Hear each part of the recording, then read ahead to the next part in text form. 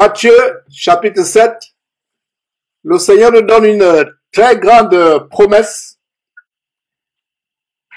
Et nous sommes au chapitre 7. J'espère que vous avez vos Bibles ouvertes pour suivre ce passage avec moi.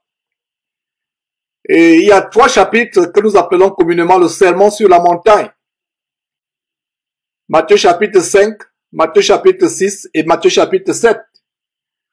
Qui font partie de ce que nous appelons communément le grand sermon sur la montagne. Et le Seigneur dit au chapitre 7, verset 7, et c'est une très grande promesse, demandez et l'on vous donnera, cherchez et vous trouverez, frappez et l'on vous ouvrira. On a commencé une série sur tout ce que le Seigneur Jésus-Christ a enseigné. Et je pense que ce passage ferait partie d'une bonne partie. Et je pense que voilà un verset qui devrait faire partie de la partie 15, qui nous montre comment nous devons avoir l'assurance que quand nous demandons quelque chose à Dieu, nous le recevons.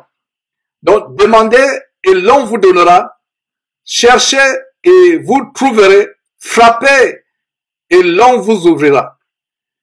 Et comme ce verset que je mentionne, que j'aime beaucoup mentionner, Nombre chapitre 23, verset 19, qui dit « Dieu n'est pas un homme pour mentir, ni fils d'un homme pour se repentir. Ce qu'il a dit, ne le fera-t-il pas? Ce qu'il a déclaré, ne l'exécutera-t-il pas? Dieu est merveilleux. Il veille sur sa parole pour l'exécuter. Il veille sur sa parole pour l'exécuter. » Qu'est-ce que nous devons faire? Nous devons avoir l'assurance que ce que Dieu nous a promis, il peut aussi l'accomplir. Dieu veille sur sa parole. Et comme je prenais l'exemple de Job, comment Job était arrivé au point où il a tout perdu en un seul jour. Tous ses enfants sont morts. C'est 7 garçons, c'est 7 fils et 3 filles. 10 enfants sont morts, frappés en un seul jour. Il a tout perdu. Toutes ses possessions, ses richesses, son bétail, ses grandes possessions, il a tout perdu en un seul jour. Et comme si cela ne suffisait pas, Dieu a permis à notre ennemi, le diable, de le frapper de la plante des pieds jusqu'au sommet de la tête avec un cancer de la peau. Malgré le fait que le corps de Job pourrissait, Job n'a pas fléchi dans sa foi. Job avait l'assurance que tout ce que Dieu a promis, il peut l'accomplir. Il savait que sa vie est entre les mains de Dieu. Il est arrivé au point où il savait que sa vie est entre les mains de Dieu. Alors c'est la même attitude que nous devons avoir aujourd'hui. Savoir que si nous sommes en vie, c'est par la grâce de Dieu. Que ce soit ici aux États-Unis, que ce soit au Canada, à travers le monde, en Afrique, aux Antilles, en Haïti, beaucoup de personnes sont mortes aujourd'hui. Et parmi ces personnes qui sont mortes, il y a même des personnes qui sont peut-être mieux que nous, meilleures que nous ne le sommes. Mais Dieu a permis que vous et moi nous soyons en vie aujourd'hui et c'est une très grande grâce. Cette grâce, nous devons la recevoir d'abord avec action de grâce. Nous devons commencer à dire, Seigneur Dieu, je te rends grâce pour la vie que tu m'as conservée aujourd'hui. Je te rends grâce pour le souffle de vie que tu m'as conservé aujourd'hui. Beaucoup de personnes sont mortes, mais je suis en vie. Bien de fois, nous pensons que notre situation est tellement désastreuse, lamentable. Mais si on se confronte à d'autres personnes, on va se rendre compte qu'on est meilleur, on est mieux. Le fait qu'on ait le souffle de vie doit être une occasion de rendre grâce à Dieu. Alors ce verset qui nous dit, demandez et l'on vous donnera, cherchez et vous trouverez, frappez et l'on vous ouvrira. À qui demandons-nous les choses? C'est à Dieu que nous demandons les choses. le Seigneur Jésus a promis que tout ce que nous demanderons en son nom, il le fera afin que son Père, Dieu notre Père qui est son Père, soit glorifié en lui. Quand nous prions, tout ce que nous demandons à Dieu, c'est pour que sa gloire se manifeste dans l'exaucement. Même au milieu de la maladie, même au milieu des perturbations dans la famille, que ce soit au niveau du travail, nous devons reconnaître que la grâce de Dieu se manifestera pour sa gloire. La délivrance, la guérison, l'exaucement se manifesteront pour la gloire de Dieu. Verset 7, demandez et l'on vous donnera, cherchez et vous trouverez, frappez et l'on vous ouvrira. Alors, c'est vraiment une très grande joie de savoir que nous avons cette promesse. Et chaque fois que nous allons à Dieu dans la prière, il va nous exaucer. Il y a ce grand verset que j'aime beaucoup, qui est dans Philippiens chapitre 4. Notez ce verset, c'est un très grand verset. Philippiens chapitre 4, qui nous donne l'assurance, la même assurance que nous avons sur la base de Matthieu chapitre 7. Vous voyez comme la parole de Dieu s'agence comme les maillons d'une chaîne. En Philippiens chapitre 4, verset 6, la parole de Dieu nous déclare, ne vous inquiétez de rien, mais en toute chose, faites connaître vos besoins à Dieu par des prières et des supplications avec des actions de grâce. Avec actions de grâce. Voilà un grand verset. Ne vous inquiétez de rien. La Bible dit, ne vous inquiétez de rien. Donc, il n'y a pas possibilité, un tant soit peu, pour qu'un chrétien s'inquiète de quoi que ce soit. Même au milieu de la tempête, même au milieu de la tribulation la plus intense, même au milieu de la maladie, même si on est sur le point de mourir, la Bible dit, ne nous inquiétons pas. Non seulement c'est une promesse dans ce verset 6 de Philippiens chapitre 4, c'est aussi un grand commandement. Ça veut dire que si nous nous inquiétons, nous avons péché. Ce que je conseille souvent aux frères et sœurs, c'est que la première chose que nous devons faire quand nous allons à Dieu, c'est dire, Seigneur Dieu, je te demande pardon pour toutes les fois où je me suis inquiété pour ma maladie. Je te demande pardon pour toutes les fois où je me suis lamenté. Nous devons rendre grâce à Dieu en toutes choses. C'est ce que dit ce verset, verset 6, Philippiens chapitre 4, verset 6. Ne vous inquiétez de rien, mais en toutes choses, faites connaître vos besoins à Dieu par des prières et des supplications avec des actions de grâce. Qu'est-ce que des actions de grâce? On a une réunion hier où nous célébrions ce grand miracle de Dieu qui a permis que notre chaîne Jésus-Christ soit diffusée en Afrique. Alors j'ai annoncé la réunion, disant que nous aurons une réunion de réjouissance, de célébration du Seigneur et d'action de grâce. Et une sœur m'a écrit en disant, qu'est-ce qu'on entend par action de grâce? Est-ce qu'on va donner des enveloppes d'argent? En fait, la sœur avait la compréhension des églises apostates, des églises hérétiques, des églises, comme je dis souvent, qui ne sont que des portes d'entrée pour l'enfer, où on enseigne des choses pernicieuses, où on enseigne que les actions de grâce, c'est amener les enveloppes. Par exemple, comme je suis en train de prier pour quelqu'un, la personne doit amener les enveloppes. Quelle abomination! La Bible dit, vous avez reçu gratuitement, donné gratuitement. Ça veut dire que si un homme vous fait payer une prière, une délivrance, c'est des démons qu'il invoque sur vous. Et c'est malheureux de voir comment aujourd'hui, le Seigneur Jésus-Christ est l'objet de commercialisation, alors qu'il a donné sa vie gratuitement. S'il fallait payer la guérison que le Seigneur Jésus-Christ nous octroie, par sa mort sur la croix, son sang qui a coulé, goutte par goutte, même l'homme le plus riche du monde ne pourra payer ce que Jésus a accompli sur la croix pour nous. C'est pour cela qu'il a fallu que Dieu le rende gratuit, parce qu'aucun homme, aucune richesse du monde ne peut payer ce que Dieu a rendu disponible. Donc, les actions de grâce, c'est dit tout simplement, Seigneur, je te rends grâce malgré tout ce que je traverse.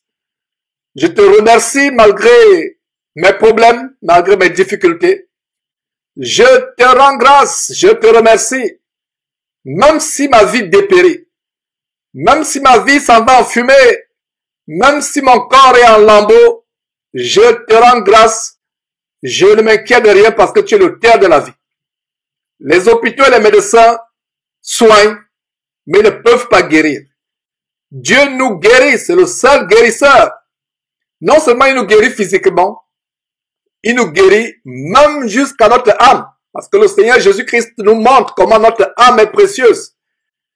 C'est dommage que les gens aujourd'hui sont prêts à vendre leur âme au diable pour des choses passagères, éphémères de la terre. Notre âme est tellement précieuse aux yeux de Dieu. Nous devons tout faire pour garder notre âme. La santé physique, c'est bien, mais la santé de notre âme, c'est mieux. Alors, comment obtenons-nous la santé de notre âme?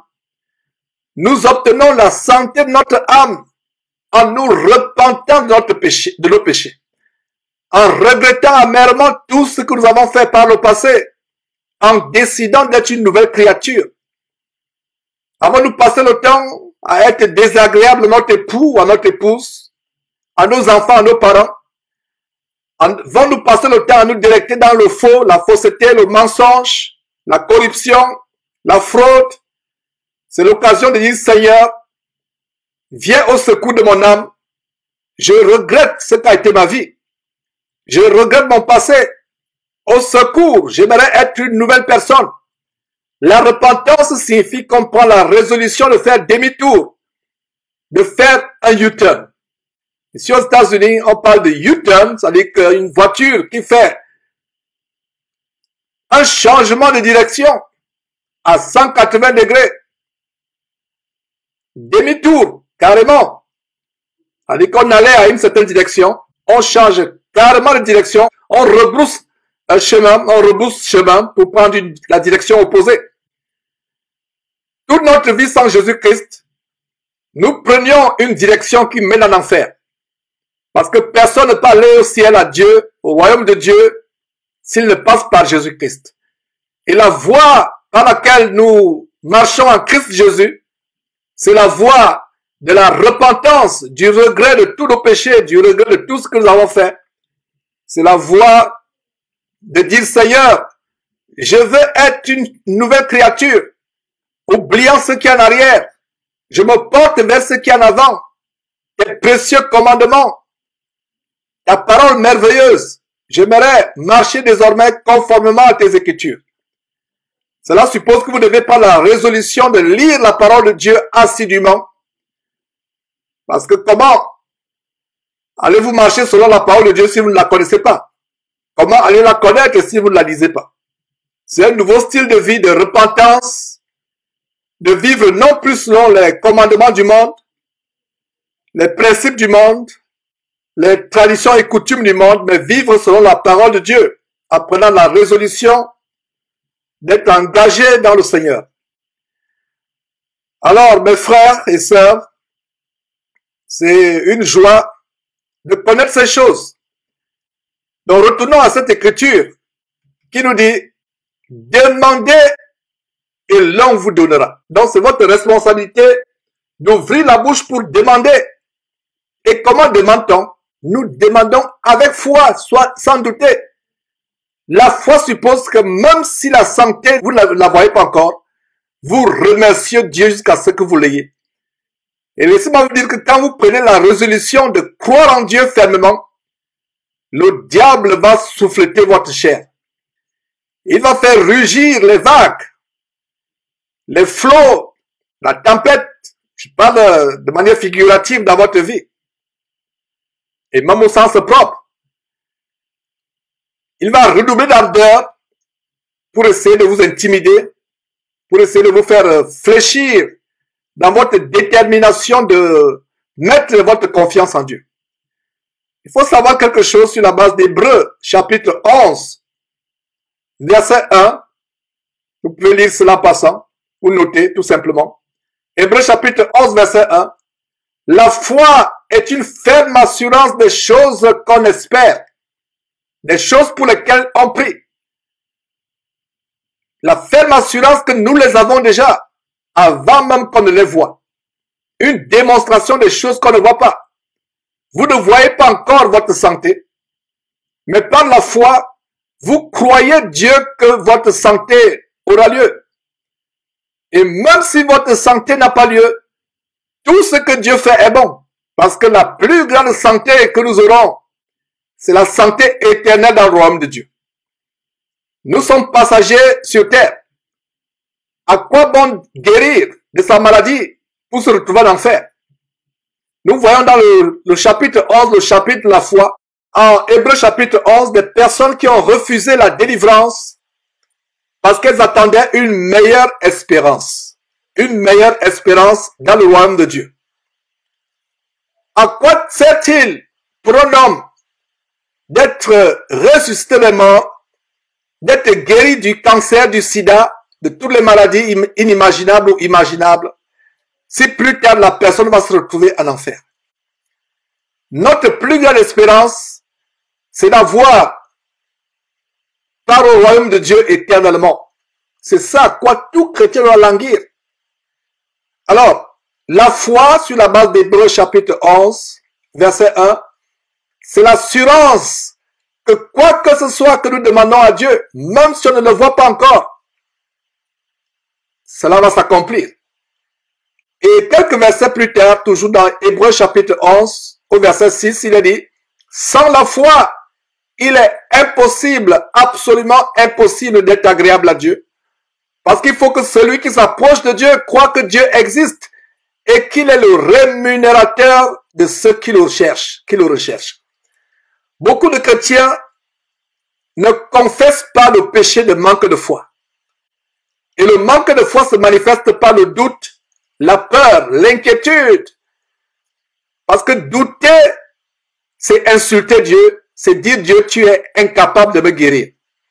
Tu es incapable d'arranger ma situation familiale avec mon épouse, mon époux, mes enfants. Dans mon travail, tu es incapable. Voilà ce que c'est la foi. Nous minimisons souvent le manque de foi. Quand on parle de péché, on voit l'adultère, le meurtre, l'homosexualité ou le lesbianisme, le mensonge, le vol. C'est vrai, c'est des grands péchés. Mais un des plus grands péchés, c'est douter de Dieu. C'est douter que Dieu peut vous délivrer. C'est douter que Dieu peut vous guérir. Nous devons, en tant que croyants, nous approcher de Dieu avec assurance chaque jour.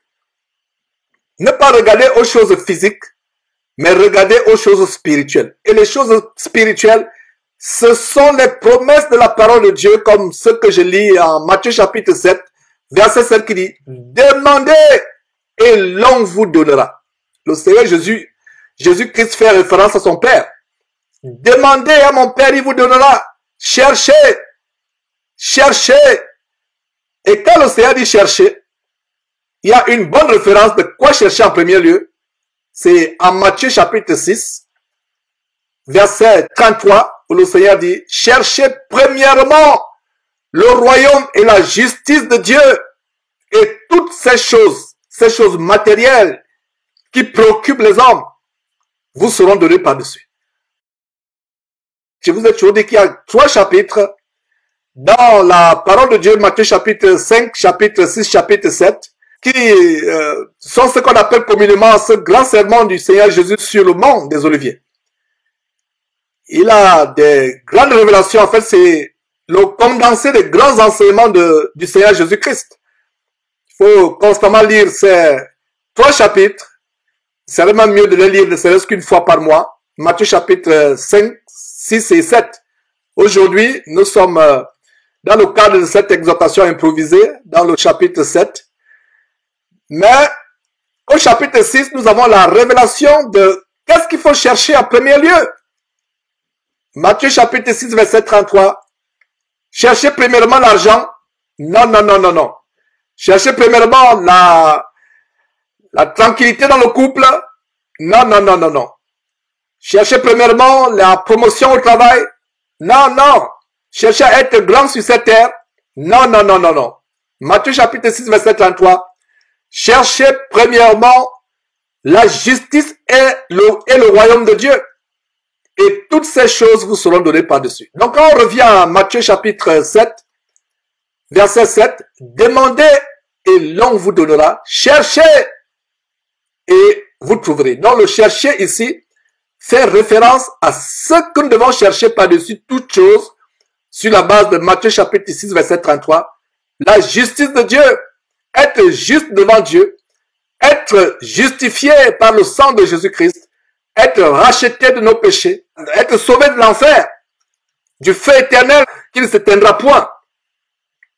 Voilà ce que nous devons rechercher, la justification, le salut de nos âmes, l'affranchissement sur le plan spirituel, passer des ténèbres à la lumière. Voilà ce que nous cherchons. Et quand nous cherchons ces choses, cela réjouit le cœur de Dieu.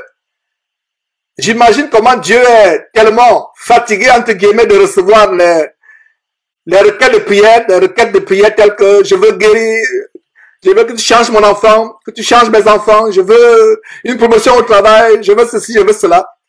Donc, au milieu de ces millions de prières à travers le monde où les gens demandent à Dieu des choses matérielles, physiques, si vous vous demandez à Dieu quelque chose de spirituel tel que le rachat de votre âme, votre salut, la rémission des péchés, la repentance, cela réjouit le cœur de Dieu.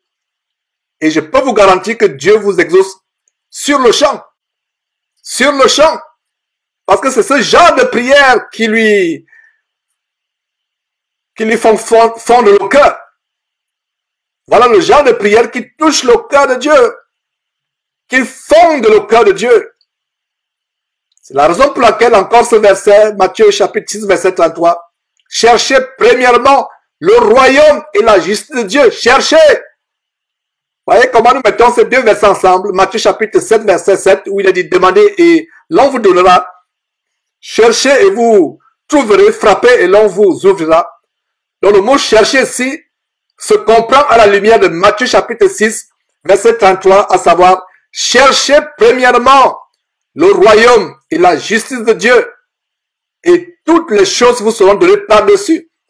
Par-dessus, c'est le bonus. Comment je comprends ce verset, Matthieu chapitre 6, verset 33? Ce verset qui dit que toutes choses seront données par-dessus. C'est comme une glace, que nous appelons ici aux États-Unis ice cream, une glace, soit au chocolat, soit à la vanille. Ce qui fait votre glace, c'est, je ne sais pas comment on appelle en français, on appelle en anglais cone. Là où on remplit, là où on vous remplit la glace.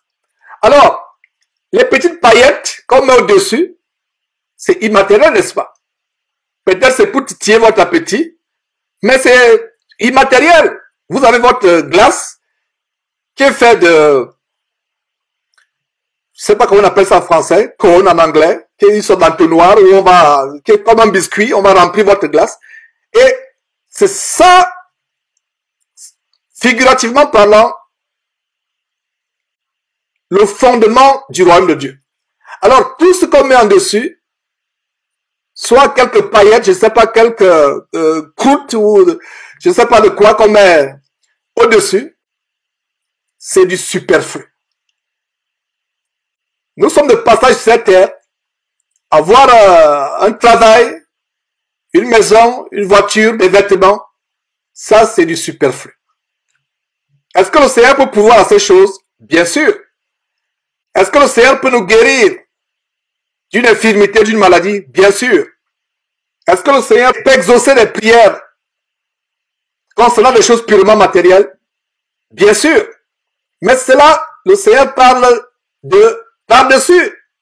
C'est subsidiaire, ce n'est pas principal. Le principal, c'est d'avoir le salut de son âme. Le verset 8, Matthieu chapitre 7, verset 8, donne cette grande promesse, car quiconque demande reçoit, celui qui cherche trouve, et l'on ouvre à celui qui frappe. On ouvre à celui qui frappe. Le verset 9 dit, toujours Matthieu chapitre 7, lequel de vous donnera une pierre à son fils, s'il lui demande du pain, ou s'il demande un poisson, lui donnera-t-il un serpent?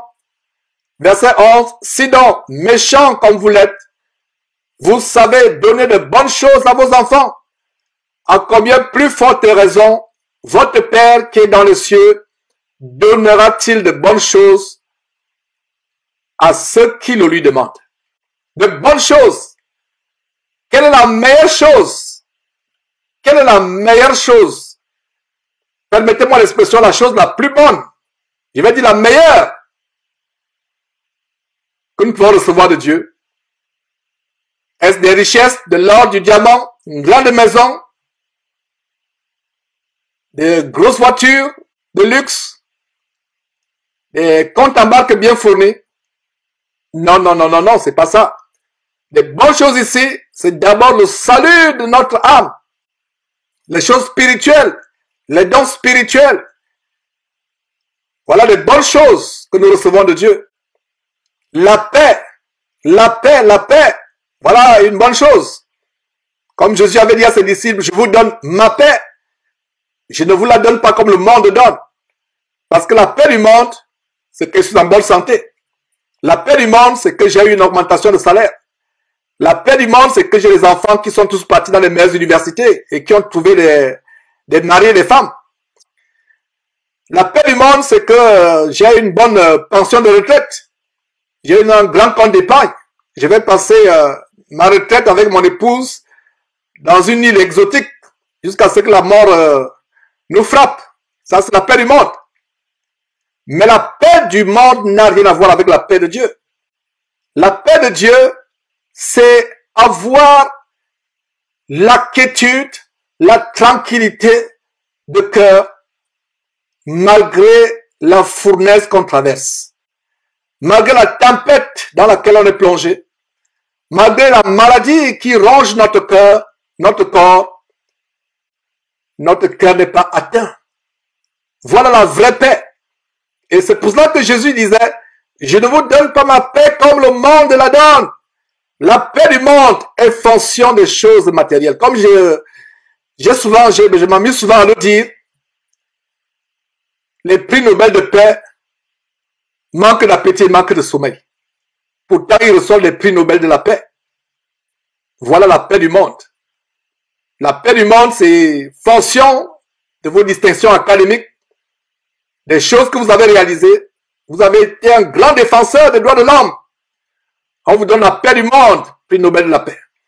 Vous avez été un grand économiste, un grand chercheur. On vous donne la paix sur le monde, le prix Nobel de la paix. Mais la paix du Seigneur Jésus, c'est par la foi que nous l'obtenons. Et puis cet enseignement improvisé, comme vous l'écoutez, puisse produire le miracle de la paix véritable dans votre cœur. Au point où, quelle que soit la maladie qui vous persécute physiquement parlant, quel que soit le problème que vous traversez, que votre cœur soit à 37 degrés, à savoir dans un état de parfaite santé cardiaque.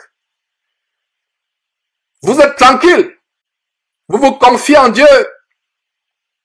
Et dans la partie précédente justement de cette série, tout ce que Jésus-Christ a enseigné, je démontrais comment une grande tempête s'est déchaînée dans la mer, au point où la barque se remplissait de flots. Les disciples et Jésus étaient sur le point de couler, mais lui, Jésus, dormait sur un coussin douillet. Il dormait dans l'eau, puisque la barque était remplie d'eau. Comment quelqu'un peut-il dormir dans une barque qui est remplie d'eau, sur un coussin? La révélation dans cette merveilleuse histoire, c'est que le Seigneur Jésus avait confiance à son Père. Contrairement au Seigneur Jésus, les disciples, charnels qu'ils étaient, se sont mis à crier, à se lamenter et à reprocher le Seigneur en lui disant, mais toi, tu dors alors que nous, on est en train de sombrer. Il y a une grande leçon, un grand enseignement dans ce message, à savoir que nous devons développer cette attitude de mettre notre confiance en Dieu. La plus grande chose que Dieu aime, c'est quand on lui fait confiance à 100%. Même nous, dans les relations humaines, le manque de confiance n'est pas quelque chose d'agréable. Si quelqu'un ne vous fait pas confiance, cela va vous affliger. À supposer que vous avez un époux qui ne vous fait pas confiance, vous avez des enfants qui ne vous font pas confiance, un collègue de travail ou un patron qui ne vous fait pas confiance, ne seriez-vous pas affligé? Qu'en est-il de Dieu, le créateur de l'univers? Qu'en est-il de son Fils Jésus-Christ quand on ne leur fait pas confiance? Puis cette exhortation improvisée aujourd'hui vous amener à faire confiance à Dieu de tout votre cœur. Voilà comment la guérison spirituelle, la route vers le ciel nous est ouverte quand nous développons cette pratique de mettre notre confiance en Dieu sans douter, comme un petit enfant. C'est pour cela que le Seigneur Jésus disait, si vous le devenez comme un petit enfant, vous ne verrez pas le royaume de Dieu, vous n'y entrerez pas. Le Seigneur Jésus nous a promis que tout ce que nous demanderons, cela nous sera donné. Le Seigneur Jésus nous a recommandé, sur la base de Matthieu chapitre 28, le dernier chapitre, vous pouvez lire à partir du verset 16, 19 à 20, d'enseigner aux gens d'observer ce qu'il enseignait. Et nous-mêmes devons d'abord observer cela. Et en tant que prédicateur de l'évangile, c'est notre devoir d'enseigner aux hommes de savoir demander les choses au Seigneur Jésus-Christ. Et comment nous demandons les choses au Seigneur Jésus-Christ? Nous demandons avec foi sans douter, avec une assurance inébranlable, qui ne vacille point, qui ne chancelle point. Une assurance ferme, c'est ça la véritable foi. Et le Seigneur promet, Matthieu chapitre 7, verset 7, demandez et l'on vous donnera. Cherchez. Qu'est-ce que nous cherchons? Réponse, Matthieu chapitre 6, verset 33. Nous cherchons d'abord le royaume de Dieu, la justice de Dieu, qui passe par la repentance, le changement de vie, la décision d'être une nouvelle créature, de vivre en étant agréable à Dieu. Voilà ce que nous faisons. Et quand nous demandons, nous avons l'assurance que nous allons recevoir. Alors c'était vraiment une grâce, une joie de partager ces grandes révélations. Regardez comment un petit verset, Matthieu chapitre 7, verset 7, peut avoir des révélations immenses. Qu'en est-il du verset 10 qui dit, verset 11, si méchant comme vous l'êtes, vous savez donner de bonnes choses à vos enfants, à combien plus forte raison votre Père qui est dans les cieux donnera-t-il de bonnes choses à ceux qui le lui demandent, à ceux qui les lui demandent. Donc gardons la foi, cultivons cette pratique de demander les choses à Dieu avec foi, cultivons cette pratique de chercher d'abord les choses d'en haut, cultivons cette pratique de constamment frapper à la porte du ciel. Et sur la base de Jean chapitre 10, Jésus est la porte du ciel. Vous pouvez aussi voir cela en Jean chapitre 4, verset 6 qui dit, je suis le chemin, la vie et la vérité. Nul ne va au Père que par moi. Et que celui qui invoque le nom du Seigneur Jésus-Christ, la porte sur laquelle nous frappons, que cette personne-là s'éloigne de l'iniquité. Que cette personne recherche une vie caractérisée par la pratique des fruits dignes de la repentance, la pratique de la crainte de Dieu, la pratique de l'intégrité, de l'honnêteté, de la fidélité envers Dieu, de l'amour envers Dieu, de l'amour envers ses semblables, même envers ses ennemis. Une vie caractérisée par la pratique du pardon. Pardonnez même à ceux qui vous ont fait les pires maux. Voilà comment nous frappons à cette porte. Elle nous sera ouverte. Que Dieu vous bénisse.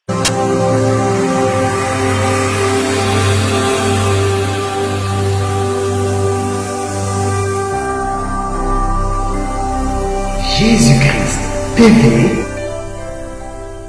Vous connaîtrez la vérité et la vérité vous affranchira.